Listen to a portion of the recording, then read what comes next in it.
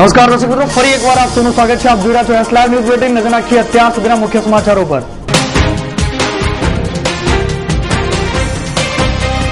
સોનિયાએ સૂચવ્યું હતું મનમોહનનું નામ, કલામનો ખુલાસો।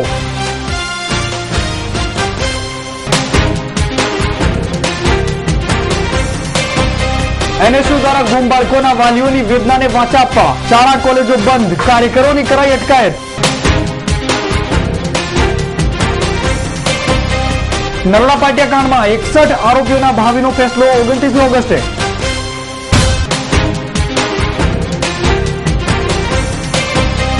मेघराजा ने रिजर्व पर दुआ और प्रार्थनाओं दौर।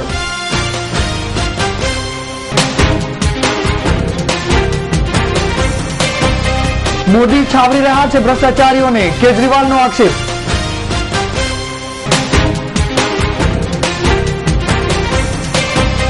ટીકરીના રણમાં ફસાયેલા 10 માલધારીઓને બચાવાયા। हाल चाल ठीक ठाक है, सब कुछ ठीक ठाक है।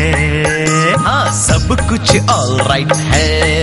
हाँ हाँ, सब कुछ वाइब्रेंट है। उत्सव पे उत्सव का मौसम यहाँ, हम सबके पैसों का हुआ धुआं। भाषण में एमओयू की भरमार है, फिर भी क्यों हम सब बेकार है। हद है यारा, मैं नहीं खाता, खाने नहीं देता, कहने वाला खुद ही जिम्मेदार है। डकार में भी जिसकी अहंकार है, आपकी दुआ से सब वाइब्रेंट है, सब कुछ वाइब्रेंट है। दंभ અને અહંકારની આંધીમાં મને શું મળ્યું? હું એક ગુજરાતી છું, આજે સવાલ લઈને આવ્યો છું, વખત આવે જવાબ આપીશ। બસ હવે બહુ થયું। વાત કરીએ સોનિયા ગાંધીની, તો સોનિયા ગાંધીના ત્યાગ અને મહાનતાનો મુદ્દો ફરી એકવાર વિવાદોમાં છે। પૂર્વ રાષ્ટ્રપતિ એપીજે અબ્દુલ કલામના જણાવ્યા અનુસાર તેમણે સોનિયા ગાંધીને પ્રધાનમંત્રી બનવામાં કોઈ જ વાંધો નહોતો, પણ સોનિયા ગાંધીએ ખુદ પીએમની ખુરશીને ઠુકરાવી હતી। પૂર્વ રાષ્ટ્રપતિ અબ્દુલ કલામે પોતાના આવનાર પુસ્તકમાં 2004ની ચૂંટણી બાદ સોનિયા ગાંધી સાથે સંકળાયેલા મુદ્દાઓનો વિસ્તારપૂર્વક રદિયો આપ્યો છે અને તેમણે સોનિયા ગાંધીને વડાપ્રધાન પદ માટે મનમોહન સિંહનું નામ સૂચવીને ચોંકાવી દીધા હતા। આ પુસ્તકમાં અમુક અંશો ધ ટેલિગ્રાફ નામના અખબારમાં છપાયા છે। આ અંગે થયેલા વિવાદને કારણે કબજો ફગાવી દીધો છે। રાજ્યમાં અને શહેરમાં દિવસે ને દિવસે બાળકો ગુમ થવાના મુદ્દે હવે એનએસયુઆઈએ પણ બીડું ઝડપ્યું છે। શાળા કોલેજો બંધનું એલાન જાહેર કર્યું છે, જેના પગલે મોટી સંખ્યામાં શાળા અને કોલેજોના સંચાલકોનું સમર્થન મળી રહ્યું છે। બંધને સારો પ્રતિસાદ મળી રહ્યો છે, તો કોઈ જગ્યાએ એનએસયુઆઈના કાર્યકર્તાઓ દ્વારા શાળા કોલેજ બંધ કરવાની અપીલ પણ કરાઈ હતી। જોકે નવરંગપુરાની માઉન્ટ કાર્મેલ સ્કૂલ पर પોલીસ અને કાર્યકર્તાઓ વચ્ચે ઘર્ષણ ઊભું થયું હતું। તો એલિસ બ્રિજ મ્યુનિસિપલ શાળા નંબર 11 ખાતે પ્રવેશોત્સવ નિમિત્તે આવેલા રાજ્યના મંત્રી આનંદીબેન પટેલની સામે કાર્યકર્તાઓએ દેખાવો કર્યા હતા, તો પોલીસે કડક વલણ અપનાવી અટકાયત કરી હતી। પરંતુ સમગ્રતયા આજના બંધને ખૂબ જ સારો પ્રતિસાદ મળી રહ્યો છે। જોકે નવડામાંથી મેળામાં ગુમ થયેલા અને શંકાસ્પદ રીતે મોતના મુખમાં ધકેલાયેલા મયુરના મોતથી સમગ્ર નરોડા સજ્જડ બંધ પાડ્યું છે। નિષ્ક્રિય પોલીસ તંત્રને ઢંઢોળવા હવે નેશનલ સ્ટુડન્ટ યુનિયન ઓફ ઇન્ડિયાએ ગુમ બાળકોના વાલીઓની વેદનાને વાચા આપવાનું કામ हाथ धर्યું છે। વાત કરીએ ગોધરાકાંડ વિશે, તો 2002 માં થયેલા ગોધરાકાંડ બાદ સમગ્ર રાજ્યને બદનામ કરનાર માનવ હત્યાકાંડ એટલે કે નરોડા પાટિયા હત્યાકાંડ સર્જાયો હતો। 28 ફેબ્રુઆરી 2002 ના રોજ સર્જાયેલા આ કાંડમાં 97 વ્યક્તિઓને મોતને ઘાટ ઉતારી દીધા હતા અને 33 વ્યક્તિઓને ઈજા થઈ હતી, જે અંગે 61 આરોપીઓ સામે આજે સ્પેશિયલ કોર્ટમાં સુનાવણી હતી, પરંતુ 3 આરોપીઓ હાજર ન રહેતા વધુ એકવાર ફેસલો મુલતવી રાખવામાં આવ્યો છે।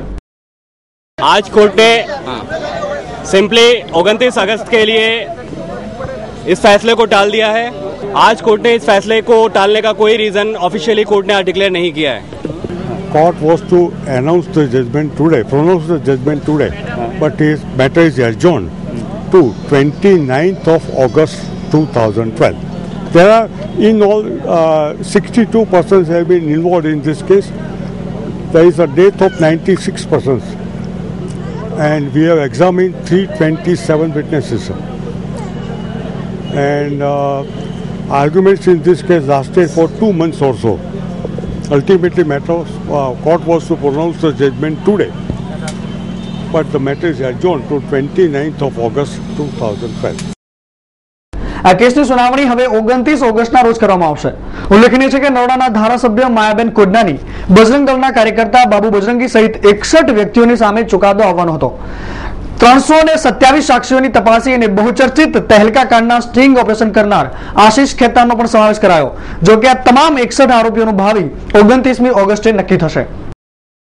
તો બીજી બાજુ ચોમાસાની શરૂઆત થઈ ગઈ હોવા છતાં પણ વરસાદના આગમનને વિલંબના કારણે જીવસૃષ્ટિ આકુળ વ્યાકુળ થઈ ઉઠી છે. હજી પણ વરસાદમાં એક સપ્તાહના વિલંબના સમાચાર છે. ત્યારે મેઘરાજાને રીઝવવા ઠેર ઠેર પ્રાર્થના અને બંદગી શરૂ થઈ ગઈ છે. ગઈકાલે શહેરના ખોખરા વિસ્તારમાં સ્થાનિક મહિલાઓએ અખંડ મેઘજ્યોત સાથે મેહુલાની વિધિ સાથે મેઘરાજાને પોતાની વર્ષા વરસાવવા પ્રાર્થના કરી હતી. गुजरात में आषाढ़ महीना बारिश का महीना होता है और मेघ बरस कर यहाँ पर चारों ओर बारिश आती है, लेकिन आषाढ़ आधा हुआ है फिर भी अभी बारिश का कहीं नामो निशान नहीं है.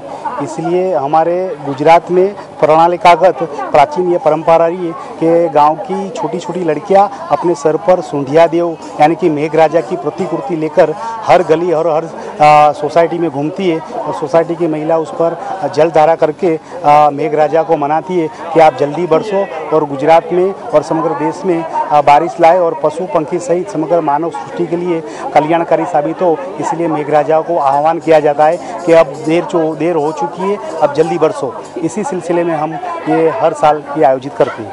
ये इस वक्त बिलखुसूस हमारा मुल्क हिंदुस्तान जिसका अक्सर इलाका अभी खुश्कसाली का शिकार है और बारिश की सख्त ज़रूरत है.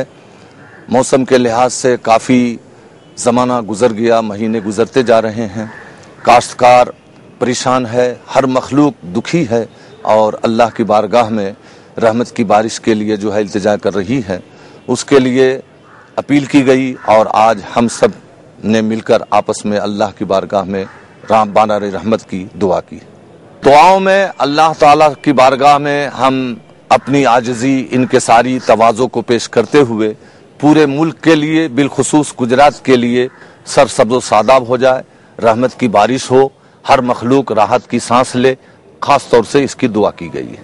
મેઘરાજાને મનાવવા માટે સૌથી પહેલાં તો જે આપણા પાપો છે એના માટે પશ્ચાતાપ કરવામાં આવ્યો કે ભાઈ જે કંઈ અમારી તકલીફ છે, અમારા તરફથી જે ગુનાહ છે એને અલ્લાહ તાલા માફી આપે.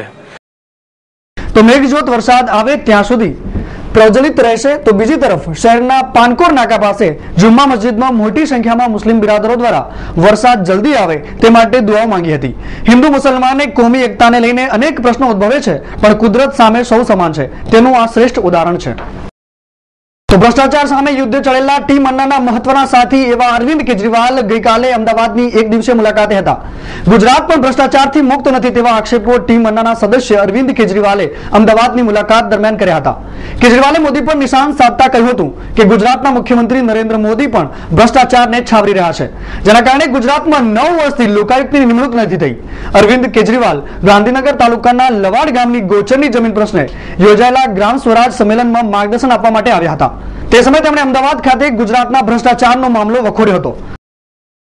तो अगर गुजरात सरकार भ्रष्टाचार मुक्त गुजरात चाहती तो अभी तक लोकायुक्त का गठन कर चुकी होती, उसके ऊपर राजनीति नहीं करती. अगर गुजरात में लोकायुक्त नहीं है तो एक प्रश्न उठता है कि अगर किसी मंत्री के ऊपर भ्रष्टाचार लगेगा तो उसकी जांच कौन करेगा? इसका मतलब कोई जांच एजेंसी है ही नहीं.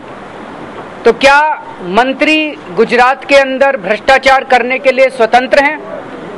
अगर किसी प्रिंसिपल सेक्रेटरी के ऊपर भ्रष्टाचार का आरोप लगेगा तो उसकी जांच कौन करेगा? जांच करने के लिए कोई एजेंसी नहीं है, लोकायुक्त है ही नहीं. तो इसका मतलब क्या सभी प्रिंसिपल सेक्रेटरी और सीनियर आईएएस ऑफिसर भ्रष्टाचार करने के लिए स्वतंत्र हैं गुजरात के अंदर? ये व्यवस्था तो बहुत ही खतरनाक व्यवस्था है कि अगर कोई भ्रष्टाचार करे तो भ्रष्टाचार की जांच तक करने के लिए कोई एजेंसी का नामो निशान नहीं हो और 9 साल से नहीं हो. तो ये साफ साफ दिखाता है कि गुजरात की बीजेपी सरकार भ्रष्टाचार को अहमियत नहीं देती है, भ्रष्टाचार को दूर करने के लिए अहमियत नहीं देती है. अभी पुरुषोत्तम सोलंकी जी के ऊपर भ्रष्टाचार का आरोप लगा, हाईकोर्ट ने ऑर्डर दिया, मैंने हाईकोर्ट का ऑर्डर पढ़ा आज। उसके अंदर हाईकोर्ट ने कहा है किसी ने गुजरात सरकार से पुरुषोत्तम सोलंकी जी को प्रोसिक्यूट करने के लिए सैंक्शन मांगा था। हम ये नहीं कह रहे कि वो दोषी हैं कि निर्दोष हैं, वो तो कोर्ट को तय करना है, लेकिन ट्रायल कराने में क्या दिक्कत है, जांच कराने में क्या दिक्कत है, प्रोसिक्यूशन की सैंक्शन देने में क्या दिक्कत है? इसमें तो दिक्कत होनी नहीं चाहिए। अगर कोई कहता है कि मैं निर्दोष हूं या मोदी जी को लगता है कि उनका मंत्री निर्दोष है, तो तुरंत जांच करानी चाहिए और जनता के सामने आएगा दूध का दूध पानी का पानी। तुरंत प्रोसिक्यूशन की सैंक्शन देनी चाहिए कि करो प्रोसिक्यूशन, कोर्ट में बिल्कुल बरी हो जाएंगे।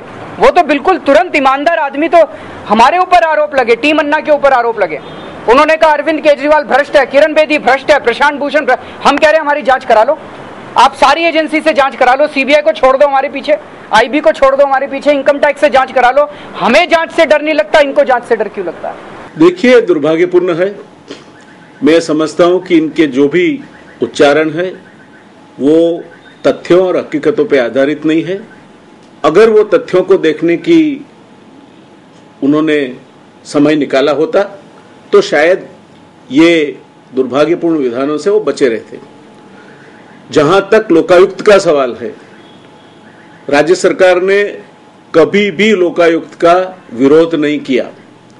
हम सिर्फ यही कहते हैं कि जो भी नियुक्ति हो वो संविधान से सुसंगत हो और पारदर्शी प्रक्रिया से हो। और चूंकि पूरा ये मसला अभी न्यायाधीन है, उस पर बोलना मैं समझता हूं कि सही नहीं है। उसकी चर्चा भी छेड़ना और उस तरीके से आउटसाइड द कोर्ट ये मुद्दा खड़ा करना मैं समझता हूं कि न्याय संगत नहीं है। जहां तक उनका गोचर के जमीनों का सवाल है, रक्षा शक्ति यूनिवर्सिटी को लेके वो बात कर रहे थे। वो लवा गांव की जमीन जो इनको दी गई है, करीब 300 एकड़ से ज्यादा जमीन गांवतल की यानी कि सरकारी पड़तर जमीन थी। वो जमीन बाकायदा कलेक्टर ने रक्षा शक्ति यूनिवर्सिटी को 90 हेक्टेयर के करीब ट्रांसफर करने का हुक्म किया है और उसके तहत वो बिल्कुल कायदे से सुसंगत पद्धति से रक्षा शक्ति यूनिवर्सिटी को दी गई है। रक्षा शक्ति यूनिवर्सिटी कोई उद्योग नहीं है, कोई प्राइवेट या निजी एंटरप्राइज नहीं है। और वहां के जो लोग हैं उनको भी, वहां के रहने वालों को भी ये रक्षा शक्ति यूनिवर्सिटी आने से आनंद है, उनको भी फायदा होने वाला है। तो मैं समझता हूं कि ये जो उन्होंने कहा कि गोचर की जमीन यहां अलॉट की है, वो तथ्य से और हकीकतों से बिल्कुल दूर है। और ये इनके विधान जो उन्होंने किए हैं, मैं समझता हूं द्वेषपूर्ण और न सिर्फ हकीकतों को अन्याय करने वाले, मगर राज्य सरकार को और संबंधित जिन व्यक्ति विशेषों का उल्लेख किया गया है उनके लिए भी वो मैं समझता हूं कि अन्यायी बात है। तो સાથે જ ગુજરાત સરકારના બે મંત્રીઓ પુરુષોત્તમ સોલંકી અને આનંદીબેન પટેલના ભ્રષ્ટાચાર અંગેની વિગતો પ્રાપ્ત થઈ છે, તો સોલંકી સામે હાઈકોર્ટમાં પ્રોસિક્યુશન ચલાવવાનું જણાવ્યું છે, છતાં મુખ્યમંત્રી નરેન્દ્ર મોદી દ્વારા પ્રોસિક્યુશન ચલાવવાની મંજૂરી અપાતી નથી। તે ભ્રષ્ટાચારને છાવરવાની એક નીતિ છે। તો કચ્છ અને સુરેન્દ્રનગરને જોડતા હળવદ પાસેના ટીકરીના નાના રણમાં અચાનક પાણી ફરી વળતા કચ્છના આઘોઈ ગામમાં 10 જેટલા માલધારીઓ જે પશુઓને ચરાવતા હતા તેઓ રાત્રિથી જ ફસાઈ ગયા હતા। એક તરફ પાણીની માત્રા વધતી જતી હતી તો રણમાં માલધારીઓ જીવ બચાવ માટે ફાંફા મારી રહ્યા હતા। તો ઘટનાની જાણ કચ્છ તથા સુરેન્દ્રનગરના વહીવટી તંત્રને થતા જ તાત્કાલિક અસરથી સ્ટેટ ડિઝાસ્ટર મેનેજમેન્ટને સમગ્ર ઘટનાથી વાકેફ કરવામાં આવ્યું હતું। તો બચાવ કામગીરીમાં જામનગર એરફોર્સની મદદ લેવા તાત્કાલિક અસરથી 2 હેલિકોપ્ટર ઘટના સ્થળે પહોંચી ગયા હતા અને 10 માલધારીઓને બચાવી લેવા હતા। રેસ્ક્યુ માટે વાર લાગી હોત તો કદાચ 10 માલધારીઓએ રણના પાણીમાં ડૂબી જાત, પરંતુ સદનસીબે આ દુર્ઘટના ટળી હતી। તો દર્શક મિત્રો, આ તો થયા આજના સમાચાર। વધુ સમાચાર માટે આપ જોતા રહો એસ લાઈવ ન્યૂઝ બુલેટિન। નમસ્કાર।